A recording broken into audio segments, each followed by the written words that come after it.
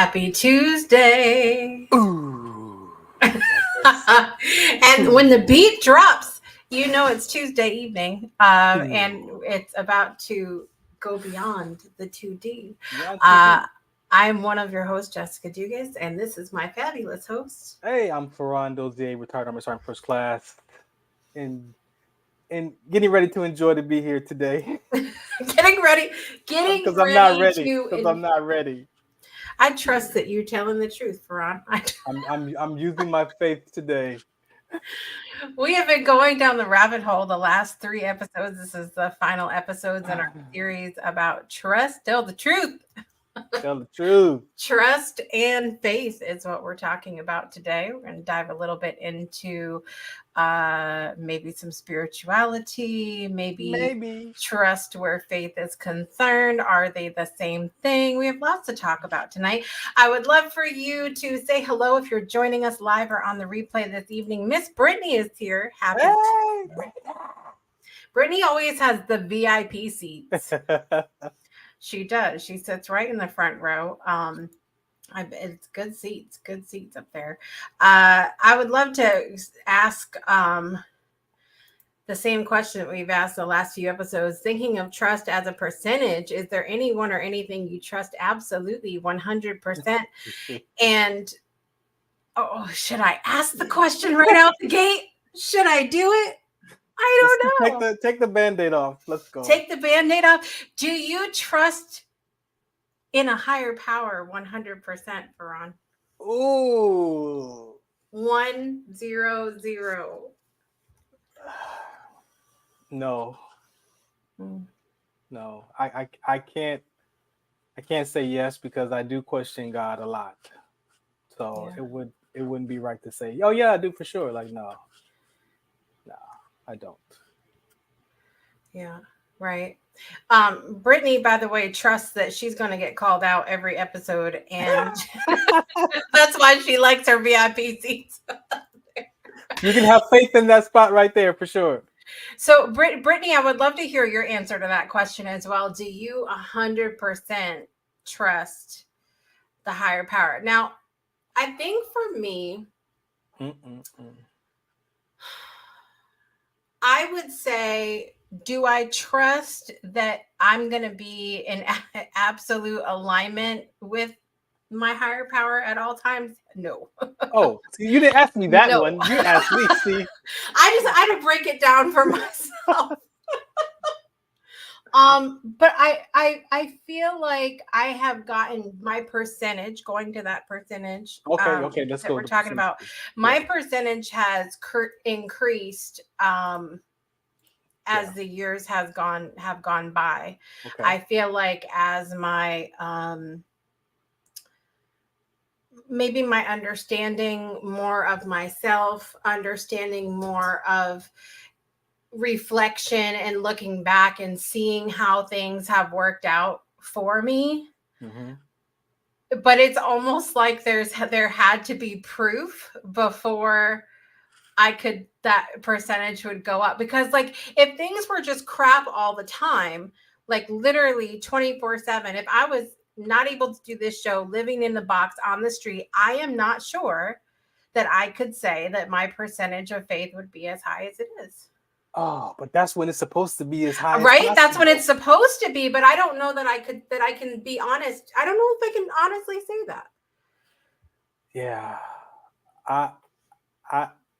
I'm trying to think of what percentage that I would put in my trust in God like today. Man, I would say maybe 80% trust, if I had to say that I trust in God, because I still have some few areas like you that like I need some proof, man. But understanding what faith is, I can tell you my numbers have increased over the last couple of years, though. I can tell you that since I've been back and following and being a believer. It's like definitely things that have happened that has shown up, things that I prayed about from years ago that I didn't know I was praying about or that I wanted has happened. So I'm pretty high right now because I'm enjoying I'm enjoying this relationship that I'm creating with God. So it's about 80%, Yeah. about 80% where I'm like, okay, I'm practicing at that level of 80%. I'd say that. Right. Yeah. Right. I think my percentage is higher that I trust that things are working out for me than the percentage of I trust that things are working the way I want them to. How's that for a little breakdown? Because it's true. Like there's so many things. What's the there's a Garth Brooks song. He sings, sometimes I thank God for unanswered prayers.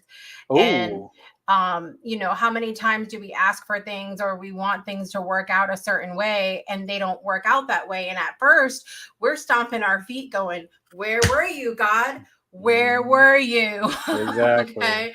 And then isn't that amazing that sometimes it's even better? And so one of my mantras that I say all the time is this or something better. Uh when I there's something that I want to happen in my life, I'll say, okay, this or something better. Meaning if the outcome isn't what I want it to be, I have faith or I trust that it's what happens is meant for me. Like Oh, that's yeah. what's supposed to happen Okay, okay. So instead that's of how what you I kind of wanted. Instead of what I wanted to happen in that's how my you make it ego. make sense. That's how you make it make sense. Yeah. Yeah. Yeah, yeah. Yeah. Ugh. It's tough. Yeah, especially when you talk about faith because there's so many different backgrounds that people have.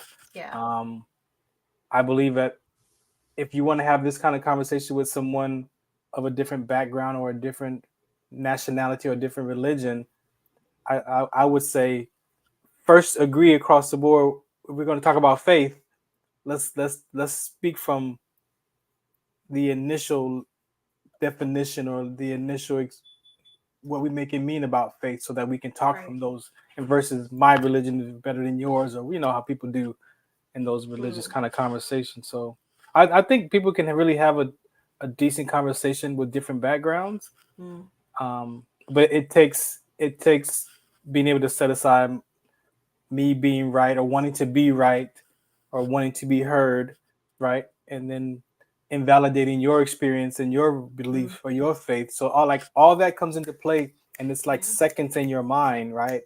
And being able to catch that. So I think I believe if people did that, we Right. would have a different relationship with each other because we can get the other side of the coin. We can get the other side of the conversation and Right. not make people wrong or invalidate them. And that's Yeah. that's for me has been the best part of my walk because it's no longer religious. It's more Mm. about faith and it's more about the principles. And Right. so if you really be honest in your life and people look at what they're doing and who they're being, you're following a principle. You're following a faith kind of a principle already. And just imagine if you know, tweaked it or figured out exactly what it's about and then speak from that, because I don't think anybody's religion tells you to treat somebody crazy. Like, I don't think any religion Mm. tells you to treat people bad and to treat people, corrupted or negative. So if we all pull from those different faiths and trust from what we believe in, stand on that and let's have a talk and see what it looks like. Yeah. That's the best thing for me. It's interesting though talking to because there was a little bit of a rabbit hole I went down as I was preparing for the show today. You're talking about how I like to think the same thing that there's not any of us that that our religion is telling us to be ugly to people or some kind of way. And I want to go really quickly. I want to Okay. circle back and then we'll come back to this moment here. First of all, Brittany said, nope, I do not trust 100%. I reflect on this a lot and I'm slowly coming around. And I think that with both of our points too, is it's been a journey for us as well to increase that percentage. Exactly. And what will be going to our friend dictionary.com. As we've done for a lot of these words that we've dove down. The definition for faith says the definition number 1 says confidence or trust There it is. there it is, in a person or thing. And then number 2 said belief that is not based on proof. Yes. So with those, going back to how I described those 2 different things, I think I was basically saying that I have trust, but not necessarily faith. That's fair. That's fair.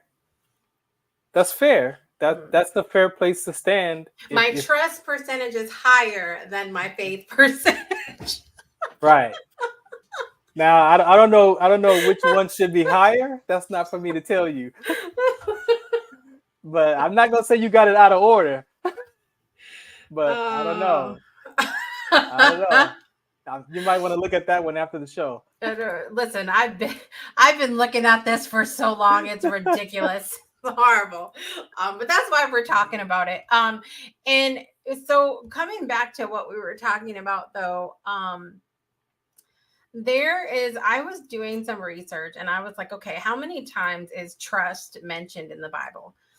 And it's mentioned over 100 times, because you and I were talking about you shared a verse that said something about not trusting in man, but trust in man. Yeah. You're supposed to put your trust in God. So I want to be specific in that there is a verse that basically says, and I'm trying, it's not like coming up for me anymore, of course, but it basically says, I got one for you. Don't worry. Oh, it's coming. Because we're gonna go back and forth on a couple things today.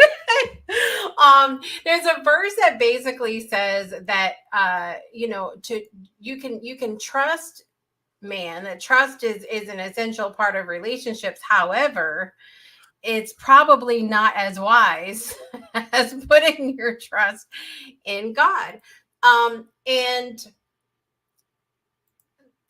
I'm gonna let you go ahead, because there's something else that I want to circle back to. So, and this is the thing about, for those, I'm going to share, my walk and what it looks like, how I utilize the Bible. The Bible is, for me, is all principles. The Old Testament are all the stories about what it looked like in the past, for what people were dealing with and how they overcame it and what God did for them. The New Testament is all about Jesus Christ and what, who he was here and what he accomplished. And then the Revelation talks about what's going to happen in the future, right? So a lot of times, or in the Bible, if you look at, a lot of the stories that are told are parables. So they're truths, but you have to get the revelation for that truth for your life, right? So you might read a scripture and it might reveal something for you for your life that you need. And I can read the same scripture and it gives me another revelation for my life, right? And so, but the word is what the word is. And so there is one scripture that's Jeremiah 17:5.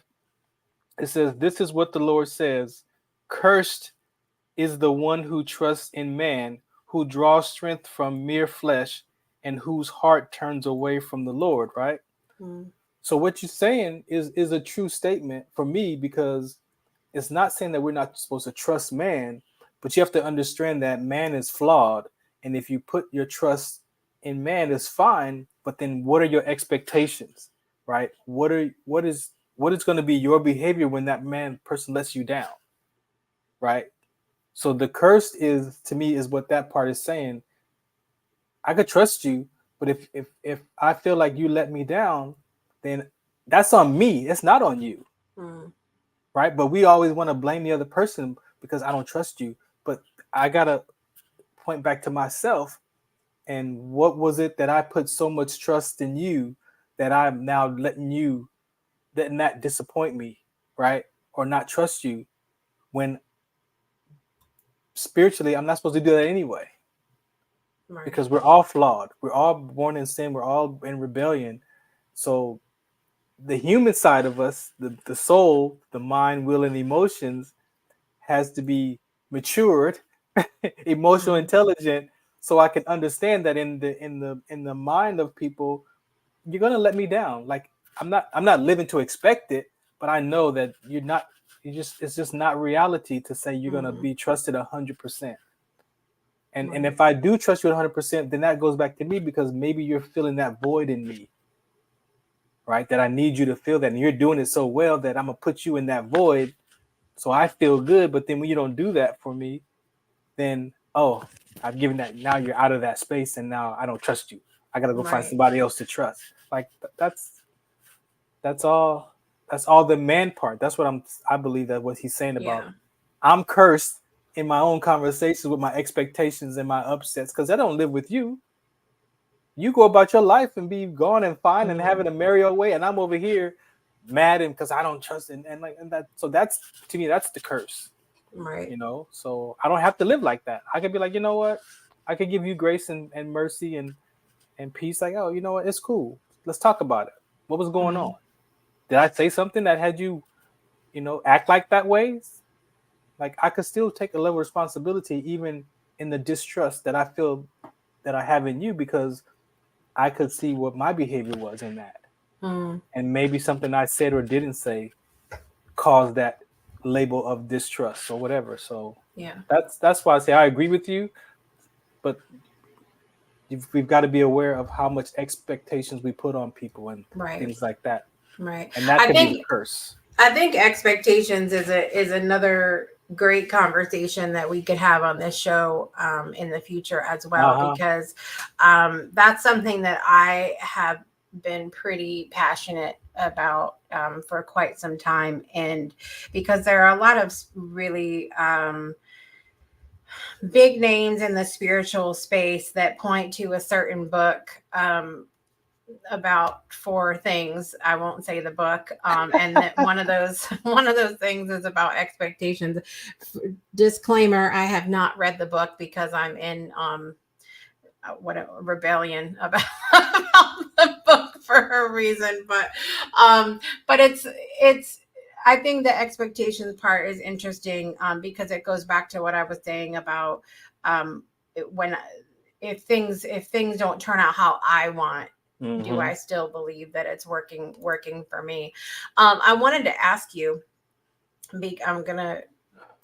we'll see how this goes.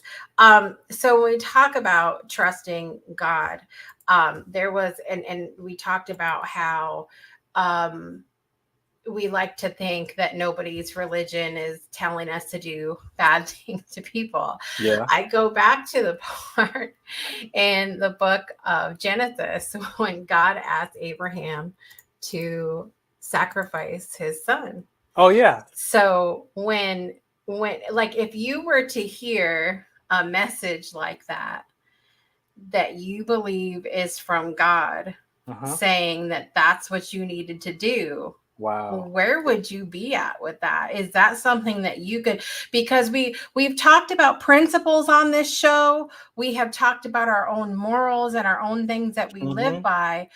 What if what you believe as a moral, I mean, what if, I'm thinking about Abraham, what if his principle was not to kill a child or to kill just thinking about that.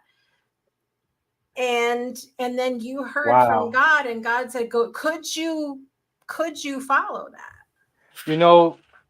It's wild that you bring this conversation up, because I just had this talk with my mom this morning, really, and we brought up Abraham and his wife Sarah, right? And the part that you're pointing to is, I'm going to say this for people: if you read the Bible, you can't just read one scripture and take it for face value. You've got to read the whole passage, because it's the context, right? And so the context of that passage with Abraham and Sarah was that he was going to be the father of many nations, and they had no children. He was 70-something years old, and they never had any babies. They had never had a child. So God came to them and said, Sarah, you're going to have a baby. And she was like, yeah, right, whatever. we old, right? And so Abraham was like, okay, God, I'm believing in you, so I'm gonna wait. But Sarah was like, no, I'm not gonna have any children. Go with the maid and have a child with her. I don't know what you're talking about. Yeah. And so he did. He did, and had that son, Ishmael. But then that wasn't how God said it was supposed to be. So God came back and says, I'm gonna bless that son, but I told you Sarah's gonna have that baby. And so when she did, the second test, as my mom said this morning, the test was, Abraham, if you really believe me now, go sacrifice your son. And that was a test of his faith to say, okay, Father, you said to do this, I'm going to go do it. And he went up there, prepared it, everything, and got ready to. And as soon as he was getting ready to do it, God said, stop. Here's a ram in the bush. You love me, you believe me so much that you would kill your son that I promised you. You're on the right track. So yes, sometimes that is a test of us today. It may not be that extreme, right? But it's the result of that test is if you make it through that test and that trial, the other side of it is your faith increases. You believe, like all that happens. So but you have to. Not that you have to, but if you read the Bible, you have to read the whole passage to get an understanding of why he says what he says. Because if you just take that one piece, you're like, what? You telling me you're going to teach people to kill his child? Right. Like, yeah, but there was a lesson in that. Yeah. And so out of context, yes, we could take it like, oh my goodness, who wants to follow that God? He told him to kill his. Like, no, those are lessons. Well, I mean, and it still doesn't sit completely right with me, regardless of context, because in my mind, the God that I will say that I believe in does not need to test people because he already knows. He already knows their heart. He already knows their understanding. He already knows where they're at.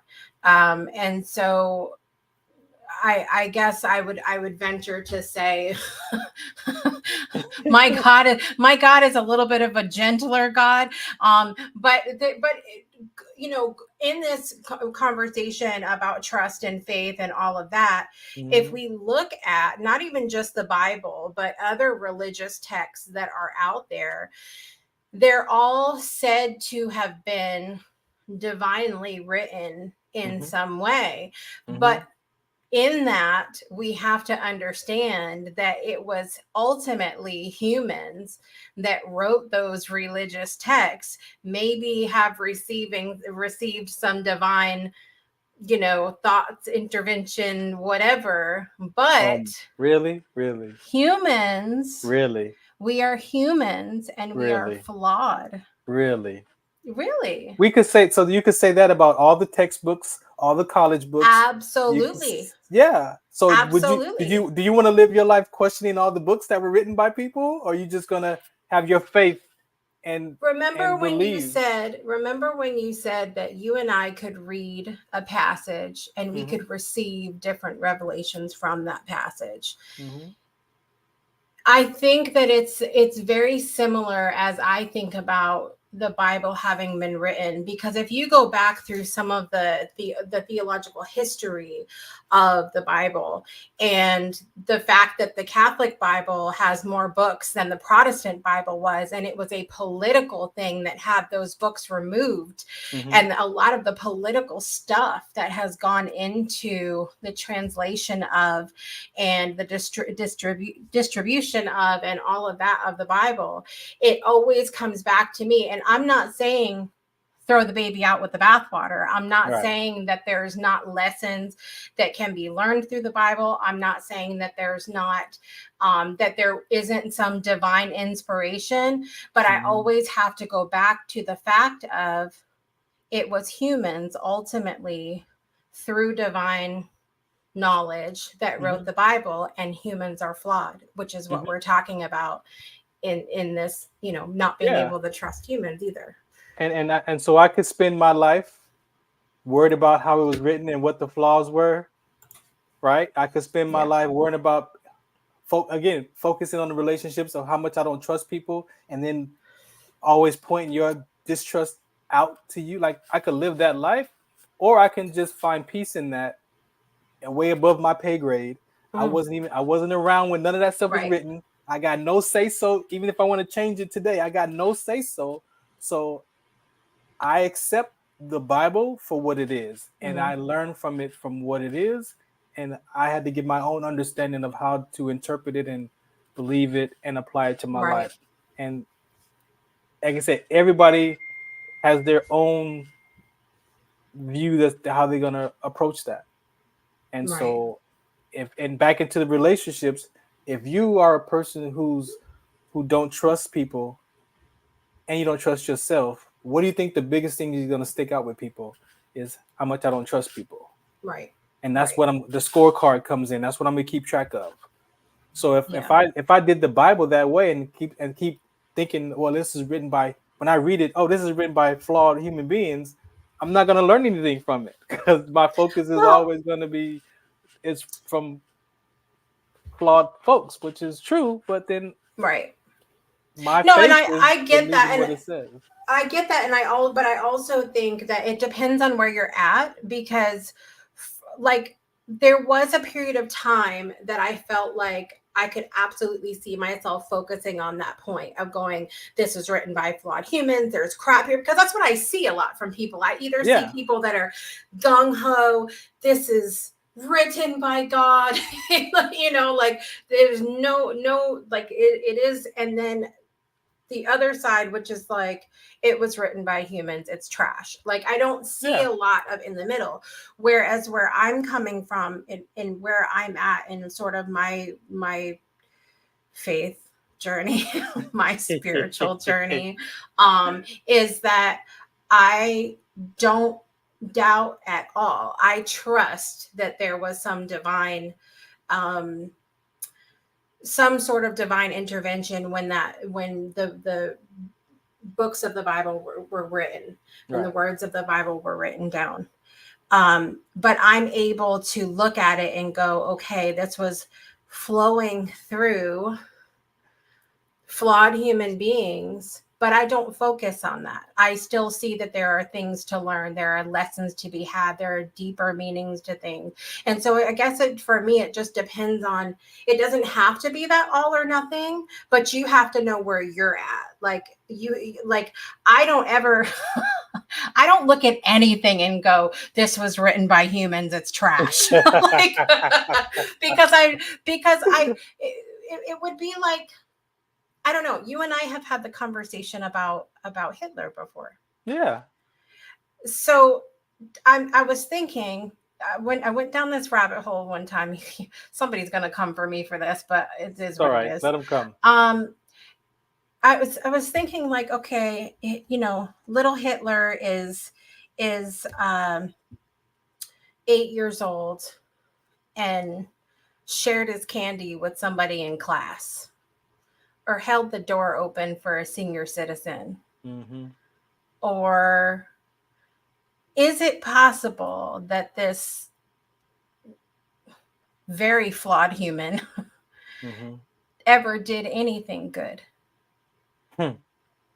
So I am capable of believing that the people that helped to write down this divine knowledge were also flawed, but that doesn't make the word any less powerful.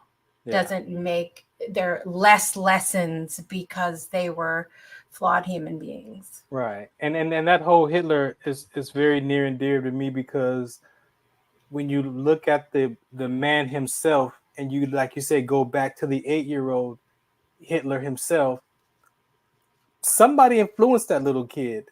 Somebody did something and helped him program and see life the way they wanted him to see it, to believe that stuff, right? And so in his mind, he was doing what he was supposed to do, just like all of us, just like everybody who lives their life.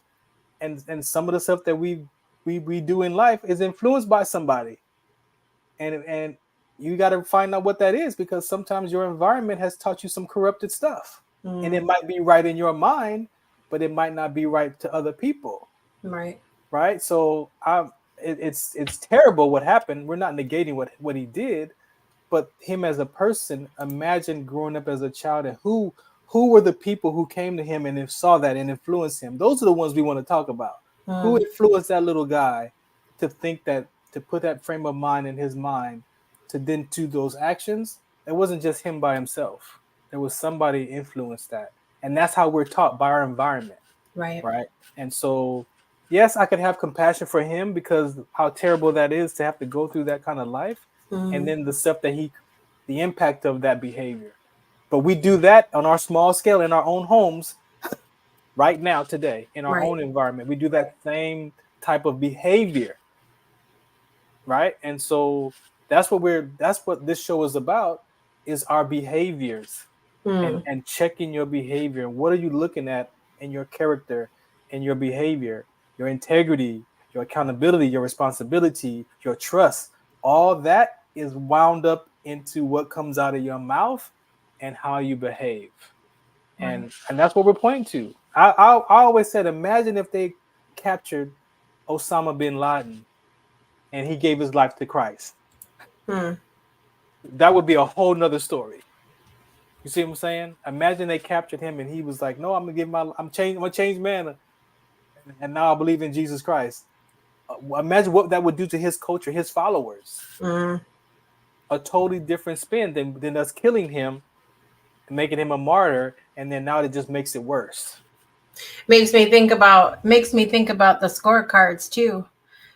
You know, and if some of the, whether we're talking about Osama bin Laden or Hitler or some of the names that make us shudder when we hear those names, would we be willing to allow them to change for the better, if they wanted to? Could I mean, it's a big question. It's a big question. Would be, and I you know, I think like you, it's not like you're saying, it's not giving them a pass for the things that they had done, but what would moving forward look like from that? Would we be willing to we talked a lot about that scorecard last week as well. Would we be willing to throw out the scorecard? What would that even look like? I want to take a quick break.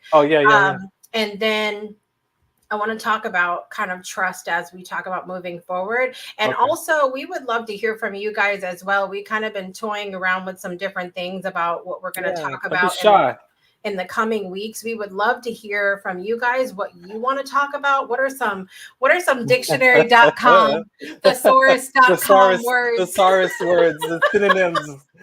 What are some synonyms you could throw out there? We've talked about expectations. What was the other one you were talking about before the show, Farron? I think it was the honesty. No. Honesty is another one too. There's a lot of different ones that we have thought about, but expectations thought about. Yep. But let us know any of these words that we've thrown around, any big topic that you're like, I've just always wanted to talk about this in a safe space or hear some other perspectives. Let us know in the comments as we go to break. And when we come back, we'll finish up our conversation on trust, talk about trust and moving forward and what that looks like. And we're going to get a water and sweat it out. We'll be right back after this.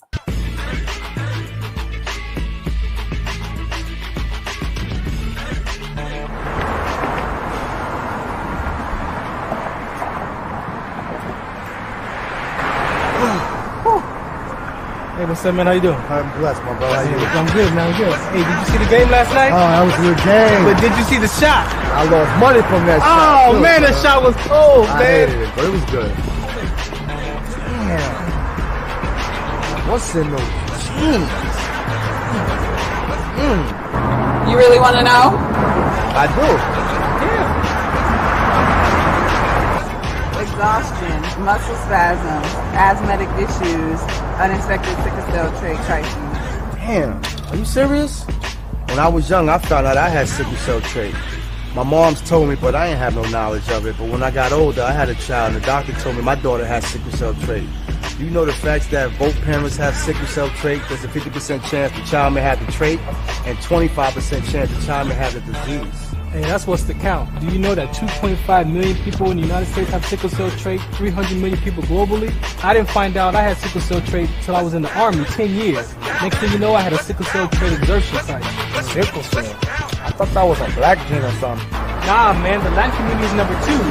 1 out of 36,000 babies are being born with sickle cell disease. You could be Caucasian, Mediterranean, European. You gotta know your bloodline, man. There is an inherited gene in our community that has been forgotten. The name is sickle cell trait. WDCONSCT, also known as What's the Count, is out to bring awareness, education, and prevention to people all over the globe. Want more information? Call us now at 323-215-5384 or visit www.wdconsct.org.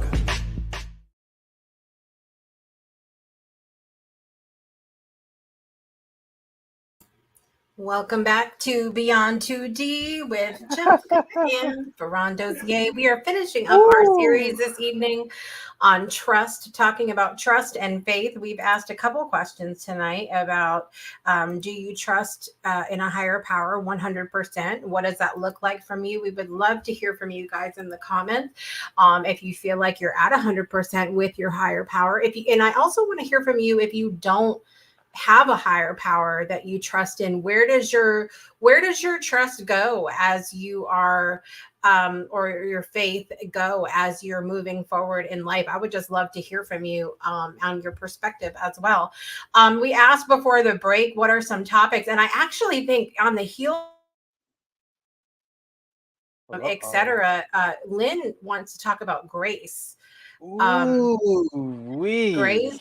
Okay, mercy, Grace. Forgiveness. Yes.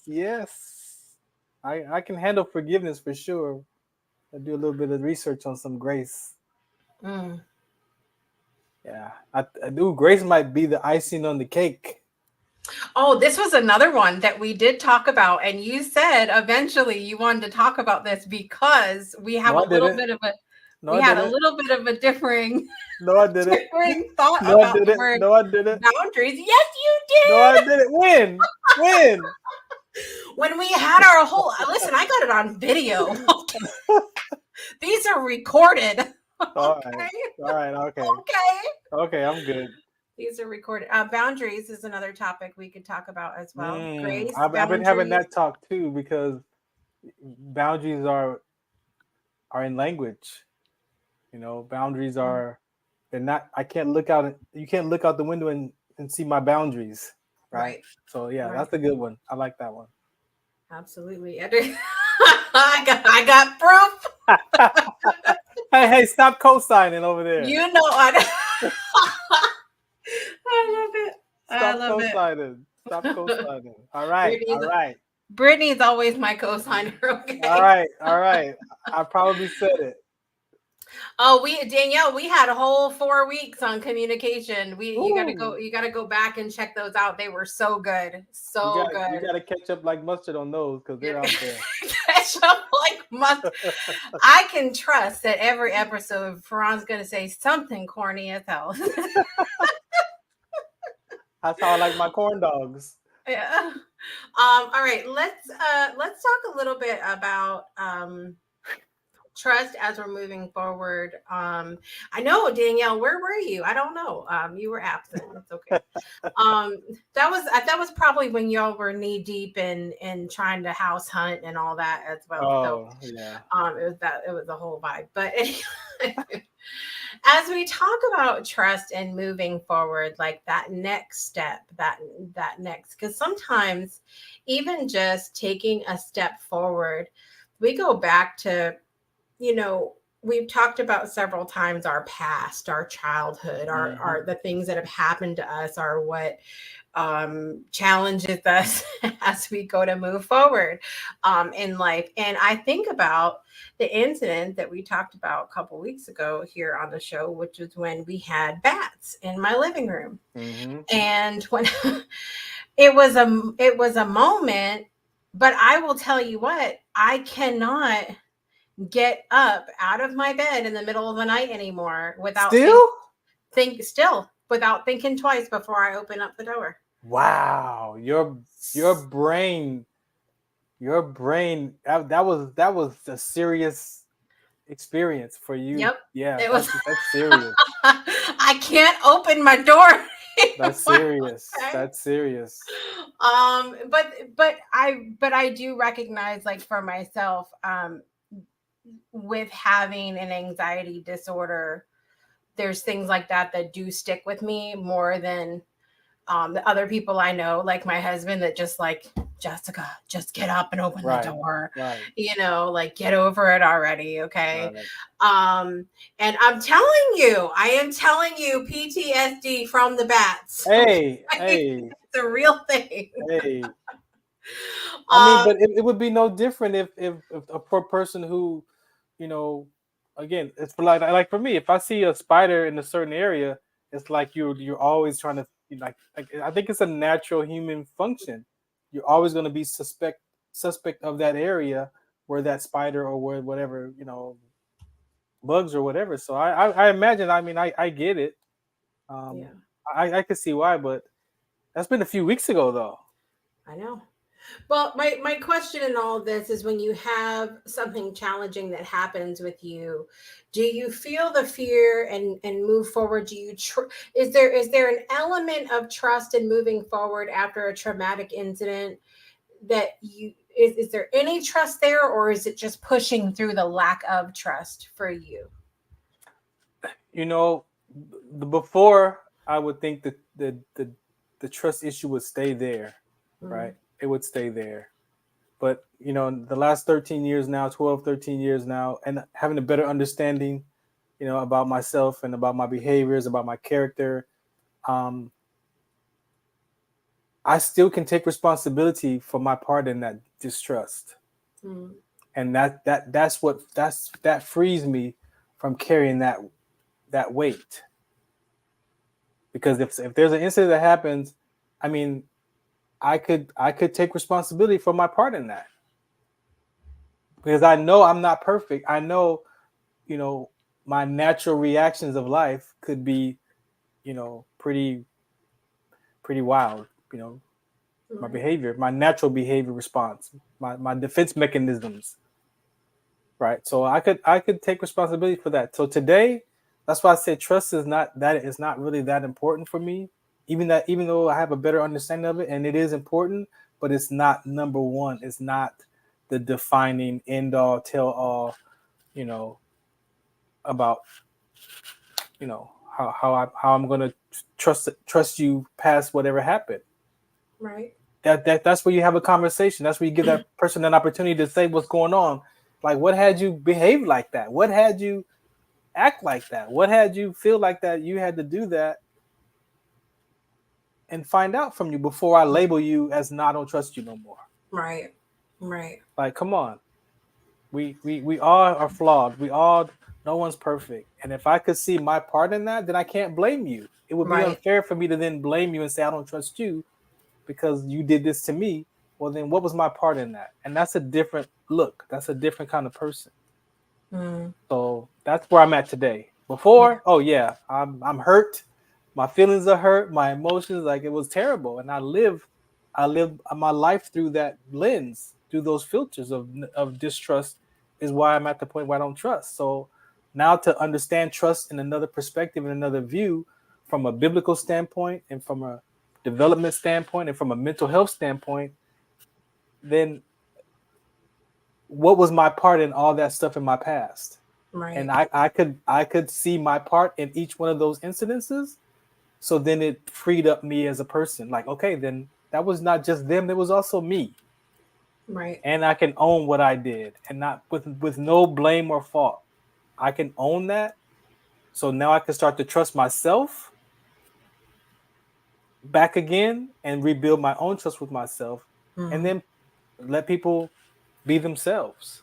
Right. When it's situational, though, and when it doesn't have anything to do with another person, that is not, like, for example, you know, there's a lot of things I think about. We were talking about PTSD a second ago, but I think about people that I know that were in the military or that were in different situations where it's not necessarily about other people. It might be dangerous terrain. It might be opening the damn bedroom door at 3:00 in the morning. It might be whatever. It doesn't have to do with other people. Like, how do you in those situations, is it just pushing through the fear and doing it anyway? Or is there a trust? Where's the trust then? Is that where the trust in the higher power comes in? Is it trusting yourself in those situations, like when it doesn't have to do with other people? Yeah, it still goes back to me. You know, I served in the military, and the brain is so powerful. The brain is powerful. The brain can't tell the difference between real and imaginary threats. So you have to have a test for reality. I had to have a principle that tests my reality. And so it's having that level of confidence. It's having that level of courage to go do it again and see what happens. Like it's the first time. But is there always going to be caution there? Sometimes. Will it ever go away? Of course. But the more that I sit and dwell in that space, then that's going to be the end all, because my brain is focused on that negative, that survival, because that's what it's created. You had to survive bats. That's a real life, whether it's in a house or a cave or wherever. Like that doesn't matter. It's like those are bats, and what we talk about in bats. So that traumatic experience just happened to be in your house, right? But well, imagine if it happened at the grocery store. Would you go to that grocery store anymore? Probably not. But you're not gonna move. You're not gonna move out of your house. So you have to now in yourself rebuild your own trust in your own self, in your own house. Now you got to trust your house again. Right. Yeah. So then how do you do that? How do you have to trust in your house? Well, since man built the house, because we could keep going down that rabbit hole. How did the bats? That's what I want to know. How did they get in the house? That's what I want to know. Is there a window? Is there a space in the wall? Like, where did they come from? This house was built in 1880, Farron. I don't know where the hell the bats are hiding. Okay. Wow. Lynn says, I trust others too much and get walked over. And I want to go back to when we were saying in the beginning of the show about the definition of faith, confidence or trust in a person, thing, and faith being belief that is not based on proof. Is it possible for you to have faith in other human beings? Yeah, for sure. I believe as a soldier, it wasn't only trust in my platoon or my squad or my section. I had to have faith in them too, that they would be where they need to be, that they would do what they need to do. Yeah, there's a level of faith in that. And I believe the faith gives you more freedom than the trust. Because I got to believe that before it happens. I got to know that we're trained together to maneuver, to combat or whatever. I got to have the faith in you that you're going to be in your position. Like football players, I got to have faith that you know the play and you're going to be in that spot where you need to be at. I'm trusting you, but I also got a faith because we haven't even ran that play yet. So I'm already in the belief of that in the future, and I haven't seen it. So faith is not seen. Right. So I've got to have a little bit of a dash of that too. And being able to get that from a spiritual level and then deposit that in my subconscious mind. Like that's where transformation happens. That's where the difference of your life experience shifts, because if I can get faith in my subconscious mind, guess what happens? When I start to think about something, guess what? I'm going to go to faith, trust, anger, frustrated, and I'm going to pick which one comes out of my mouth. I'm going to pick which ones my body's going to deliver, right? So if your spirit is leading your life and your mind is, your subconscious mind is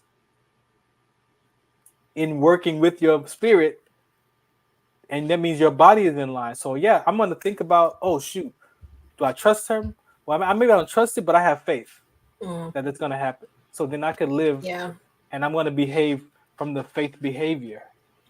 Yeah, it's interesting when I go back to Lynn's comment, she said, I trust others too much Yeah, and we get want to walked go over. there. I feel like for me, because it's in that same way that we talked about my difference between trust and faith as it relates to God.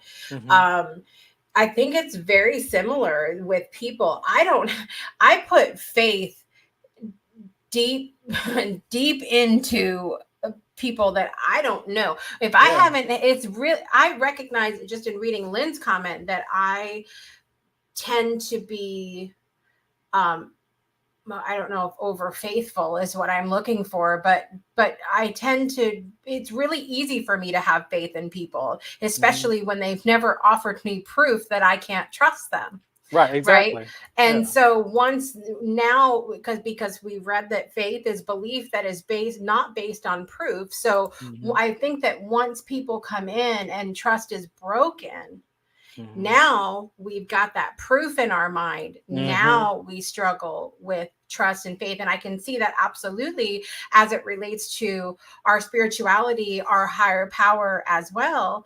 Because if you think about like, okay, I want to be healthy. Okay, God, please, I'm not telling you this is how you should pray, but God, please, make me healthy. Okay, God, please make me healthy. All right. And next thing you know, you have COVID, you can't breathe, you're in the hospital, you're intubated, all of this stuff. And now you've got proof that faith didn't work out in your mind. I'm not saying in your mind, in your mind, yes. In your mind, right? You've got faith now. You've got proof that faith didn't work out. So then the scorecard and it all tumbles down, And so I feel like the faith part is super easy for me, but then once that faith, that trust is broken, then it starts this ripple effect of so many of the other things that we've talked about. There's a lot of good comments I'm getting to you guys in just a minute. Go ahead. Right. What you said right there about praying to God for health.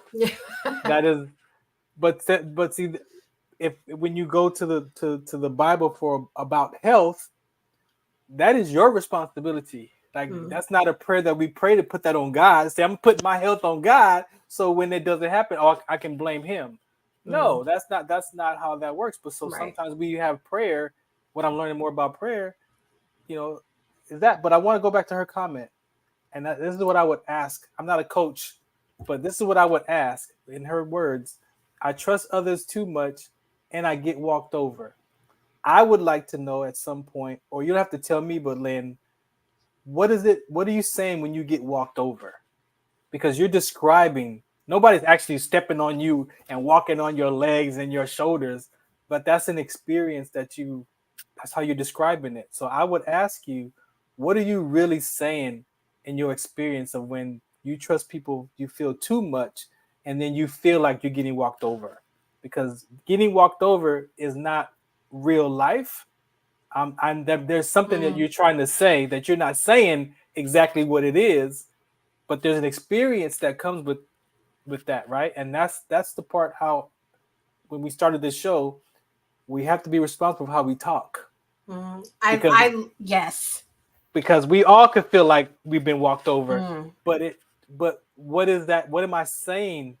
What am I saying in the background for real? Like I'm not saying that I feel like I've been hurt or upset or rejected or whatever, taken advantage of. What am I saying? Right. Like there's an experience and an emotion that comes with that, but we guard ourselves with words like descriptions like I'm getting walked over, and it's not wrong, but you could be stuck in that story of getting walked over, and then that's how you feel, versus saying what it is and then getting support and help and free from that emotional charge that gives you that. So that's key. I like how she said that because that's what it looks like when we talk to each other and we describe life. and then we all like, yeah, I've been walked over too. Me too. Yeah, me too. And and then we go home.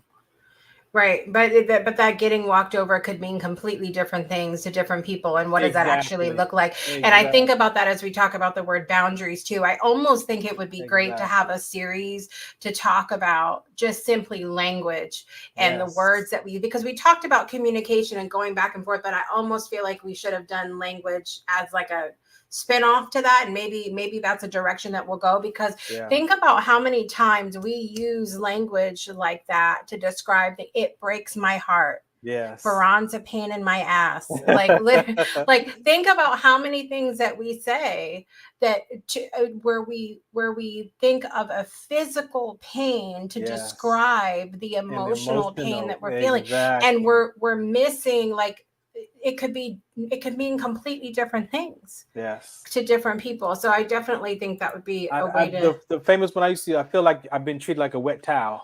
And it's like, well, we know how we treat a wet towel. You just take it, you wring it out, and you throw it on. Like, that's how I feel. But I feel like you like trash. Yeah. Like, I feel like you treat me like trash. Well, what does that mean? I put you in the trash bag and put you out on the curb on Friday. What does that actually mean to you? Right. What is that? What are you saying? And we don't say that because, either we don't have the language to describe how we feel, and we're looking for, so we just describe it. Right. And we just label it that.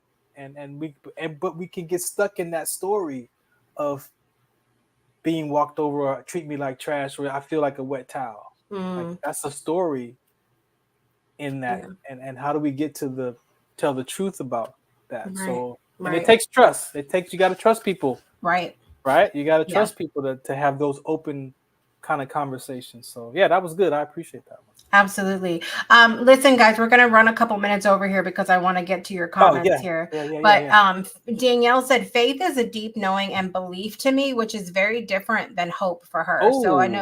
So I know when you were talking about faith and having faith in your fellow soldiers and things like that you use the word hope a lot, as you hope that they're going to behave in that way. So for her, faith is a little bit different than hope. So that's definitely something that we can. It is. Yeah. Hope is a totally different conversation, and they go together, but hope is also an action word like faith too. There's actions that need to be taken. Yeah, no doubt. Absolutely. Brittany's got a 2-part comment here. I think it all boils down to trusting yourself. Even when it comes to trusting the higher power, it still reflects back to you. If you question the higher power, that boils down to trusting yourself, because do you trust that you are receiving the right information to follow the truth? There you go, girl. That's it. There you sit. You gotta, and the order of that is for me is spirit, mind, and body. A lot of people say mind, body, soul, like they have your sayings, but language is key. And so for me, it's spirit, mind, or body, or spirit, soul, and body, because the soul is the middle, and the soul really runs our life, right?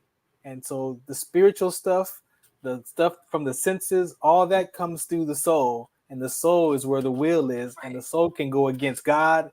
It could go against the body. And so how important our soul is in our faith and our trust, because that's where all the evidence, the negative information lives, the negative, all that stuff lives in our soul and our emotions, our mind, will, and emotions. And so to get a better understanding of how what's in your heart, allows you to take these conversations we're having and put it in your heart and see what comes up for you in your heart. And that's where transformation happens. That's where, life can look different from a different perspective. But whatever's in your heart is mixed with hope and hopelessness and despair and happiness and excitement in your soul. Yeah. And anyone else can come up at any given time of the day. Right. You can even take what she said as we talk about our processing of different spiritual texts like the Bible. Why do we get so riled up about different things in the Bible when it could just be, do we not trust ourselves to process that information in the way that best serves us? Exactly. I mean, it's just it's wild to think about that. I gotta go to Lynn's comment. Funny story. When I was so sick and waiting for the diagnosis, I asked God for it not to be Crohn's, but guess what? The doctor said it's Crohn's, similar to what you said. So it's like, are you gonna have faith in that moment that this was, that this was the journey, that this is and maybe it was Crohn's, and maybe that is what your experience, and giving that Crohn's back to God, it builds your strength, because we're all born with afflictions. We're born with different things. The afflictions happen later on in life, and so what are you doing with that diagnosis? Are you living it in your mind, or are you giving it back to God to help build that strength? They said, like a sword. After a sword has been chopped and beaten and all that and deformed, you got to put it back in the fire to heat it back up, right? And so in the Bible says you got to give those afflictions back to God. And even though you're living with that affliction, but through Him is where your strength is. So it's all back to what she says in her comment, your beliefs, and what do you interpret in that? So right. I heard nothing good from that. Right. So going back to her original comment about trusting others and getting walked over, I forgive the person with promises it wouldn't happen again, and then it does. That's what she means. Yeah. Promises. Yeah. Promises is another part of expectations, and yeah, sometimes promises are sincere. We as people, we say a lot of things sincere, out of sense. Oh yeah, I'll call you later. I promise. And and promise is not perfect. Sometimes people think saying a promise is that person's got to be perfect, and that's not the case. And I have questions about that too, about promises, and about sincerity of promises, because I don't necessarily think that a broken promise doesn't mean that it wasn't sincere to start off with. It goes back to integrity. And that's really hard for me to say. That's really hard. That was really difficult. I can't believe that just came out of my mouth. But I literally, ding. Where's my bell? We need to take a quick break so I can go grab my bell. No, I just literally process that right now, because I think Danielle saying actions speak louder than words, and we went down that rabbit hole one time. We're gonna shoot that one down. Because I'm just thinking about so I met up with a girl, Sarah, the other day, which I'm so excited. You guys be on the lookout for when she comes on the Breakthrough Show. But we went out for ice cream because she happened to be vacationing in the next town over. So we went out, met up, and it's very rare that I get to meet people that I've spent time with online. So we're all for everything. Sure. And but we were talking about that, how sometimes we have the best intentions, and we were talking about relationships and how we think when something happens we go down, well, what's wrong with me, what did I do, blah blah blah. And I was just thinking about how, like, for example, when she and I met originally, it was right before I moved.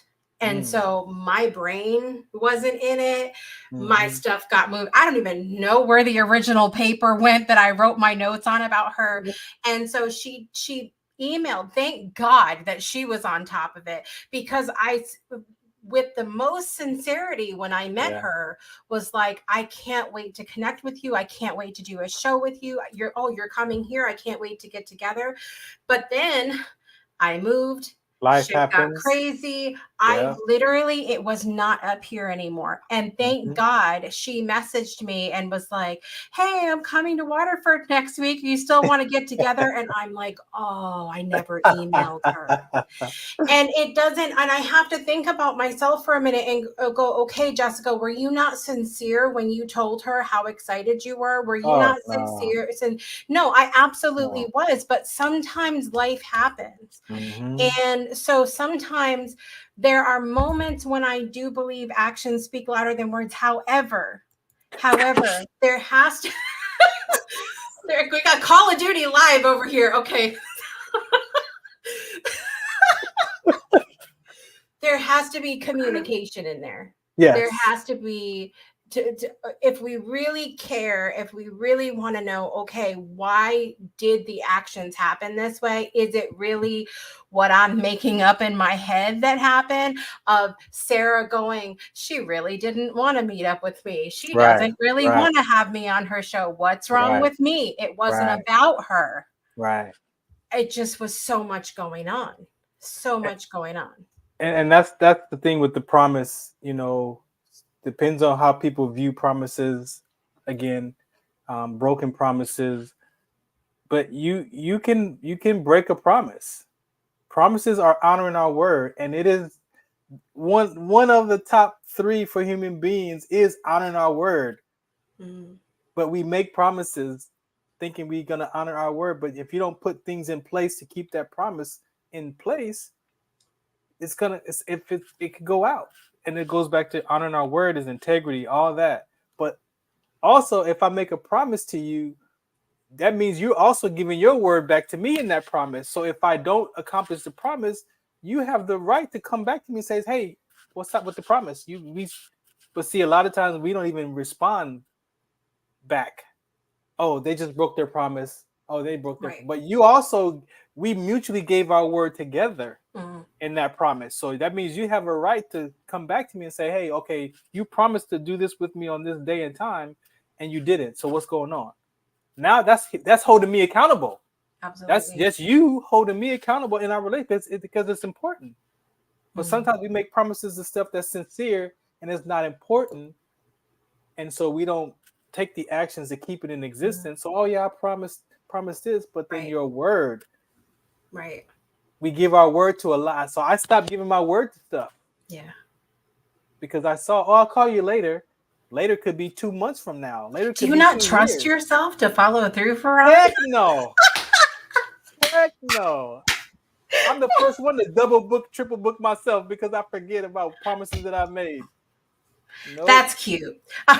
All right, listen. I want you to take like hey, all right, Danielle. All right. Listen. All right. I want you to take about 60, 90 seconds, Farron, and sum up trust for yourself. Go ahead. I don't trust myself 100%. I just want to, let me give you a pat on the back really quick because we both came up with this topic and at the both same time said, I think we're both going to be sick the next 4 episodes.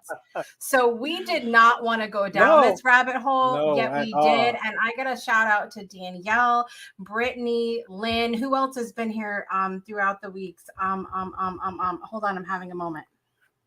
You said Lynn?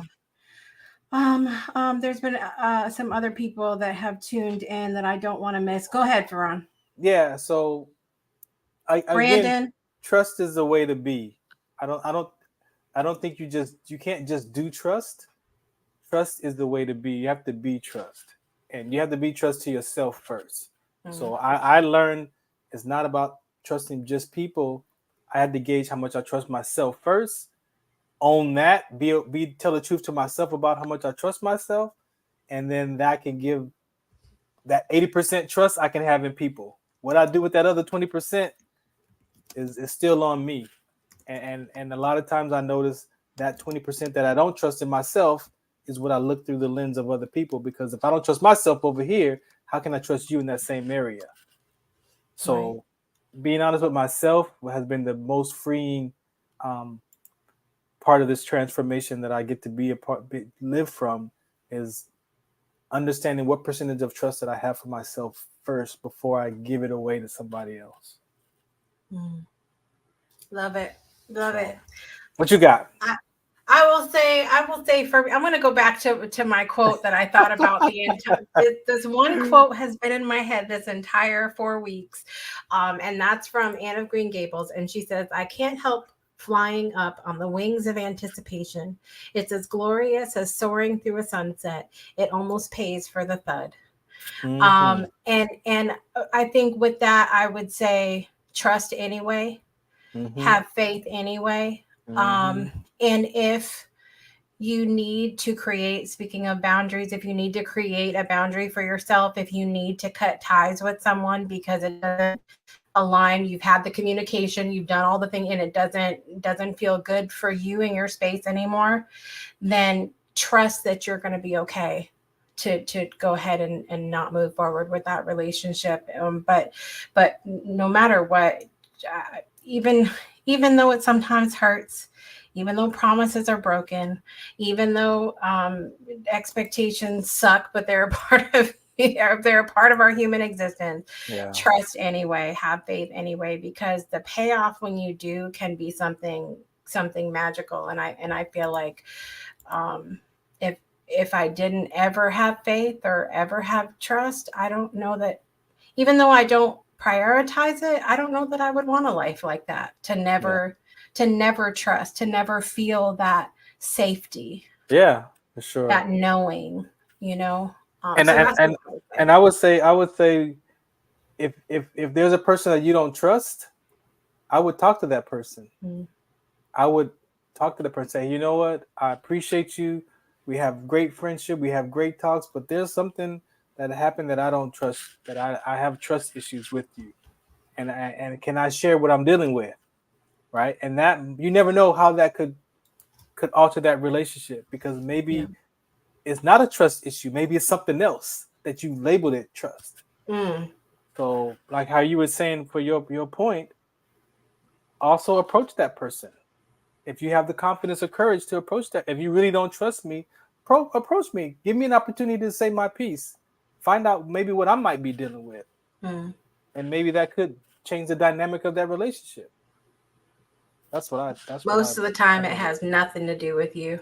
Exactly. Nothing to do with you. Exactly. And we like to make it about ourselves. Exactly. The world revolves around us. So listen, we appreciate all of your feedback tonight. On our moving forward. We're going to wrap a little bit after the show and determine which direction we're going to go. So be on the lookout.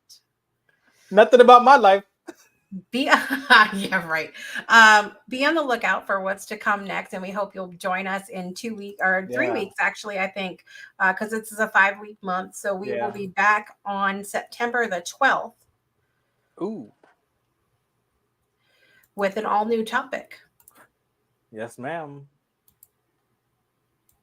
Who said the truth? I'll let you have that one. 1 point. I need that. I have a sound thing on my phone, and I have no air. I have no beep, beep, beep. Yeah, we got to get one. I'm going to find one. It'll happen before next episode. Thank you guys for being here tonight. I'm Jessica Dugas. This is Farron Dozier. All right, y'all. We'll be made back it. Next time for an all new Beyond. Looks like we made it. But I gotta have faith. I gotta have faith. Trust in the Lord. Goodbye.